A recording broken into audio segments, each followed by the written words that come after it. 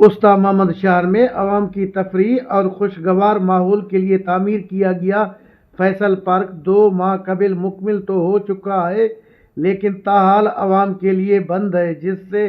شہریوں میں مایوسی پائی جا رہی ہے۔ جبکہ پارک کی تکمیل کے بعد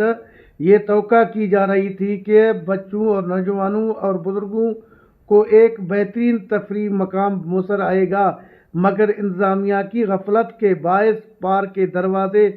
ابھی تک بند ہونے سے شہری سخت پریشان ہیں۔ استا محمد کے سیاسی و سماجی رہنماؤں نے حکومت بلوچستان اور بلدیاتی حکام سے مطالبہ کیا کہ فیصل پارک استا محمد کو فوری طور پر عوام کے لیے کھولا جائے تاکہ شہری شام کے اوقات میں سیر و تفریح کر سکے